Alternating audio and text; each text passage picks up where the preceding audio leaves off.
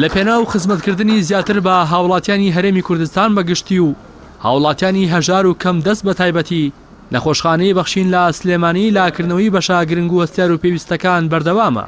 لە دوایین پێشکەوتندا تاقیگەی پشکنینی خانە و شانەکان کرایەوە کە تێدا پشکنین بۆ خانەکانی ئەو کەسانە دەکرێت کە نەشتەرگەری دەکرێن تا زیاتر ڕەوشی تەندروستی نەخۆشەکە ڕۆن ببێتەوە. بەشی هیستۆپاتۆلۆژی گرنگیەکی تایبەتی خۆی هەیە، ئەویش لە فەحسکردنی ئەو پارچانەی کە لە عملیات دکتۆرەکە لی ئەکاتەوە بە کوردێکی خۆمان ئەڵێ با بزانین پاکە یا پیسە، بۆی بزانین ئەمە ئایا وەڕەمێکی خەبیثە یا شتێکی حەمیدە و ینی تر چارەسەری هەر ئەوەیە کە لێ بکرێتەوانێ. ئەم بەشە دیاری ئەکا ئەو فەحسە چۆن دەرەچێت.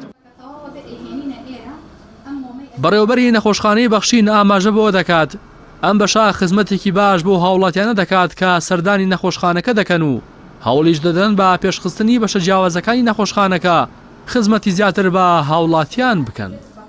لە هەمان کاتە ئەم بەشەمان ئەچێتە سەر ئەبێ بە 33 بەشی نەخۆشخانی بەخشینمان. نەخۆشخانی بەخشین ئێستا کە بڵێ بەشی سلێمانیمان کە مرکزی سێکتەری تەندروستی بەخشینە کە سەر بە دەستگای بەخشینی خێرخوازیە لە 33 بەش پێکهاتۆ بە تاقیگەی خانە و شانە زانیشەوە.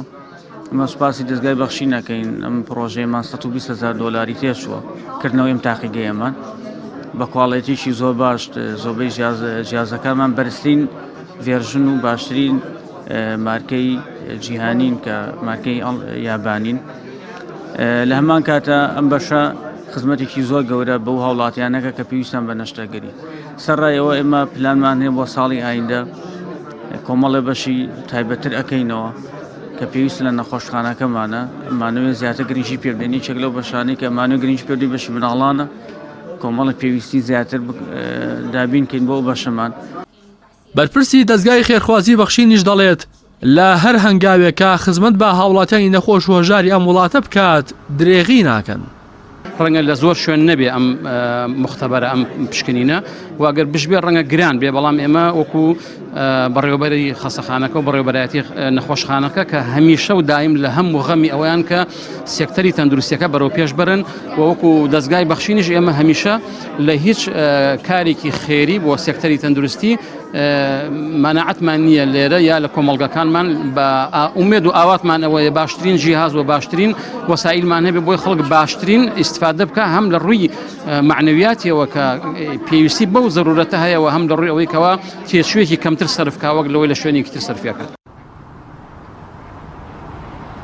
دەستگای خێرخوازی بەخشین بە دروشمی لای ئێمە دڵنیاتری خاوەنی نەخۆشخانەیەک و 3 کۆمەڵگەی پزیشکیە کە بە شاهیدی هاوڵاتیان خزمەتێکی زۆری بە چینی هەژاران کردووە. بۆ پێی بە نرخێکی کەم خزمەتێکی زۆر پێشکەش دەکات. وەک هاوڵاتیان باسی دەکەن بەخشین توانی سنوورێک بۆ ئەو بازرگانێ دابنێت کە بە کەرتی تەندروستیەوە بەسەر هاوڵاتیاندا دەکرا. هەر ئەمەشە وای کردووە کە ژمارەیەکی بەرچاوی هاوڵاتی سەردانی بکەن. بە جۆرێک بە پێی ئامارێکە دەستی پەیام کەوتووە مانگانە زیاتر لە 20,000 کەس بە مەبەستی وەرگرتنی چارەسەر ڕوو لە نەخۆشخانەی بەخشین دەکەن. ڕاستی حەمامین، کەناڵی ئاسمانی پەیام، سلێمانی.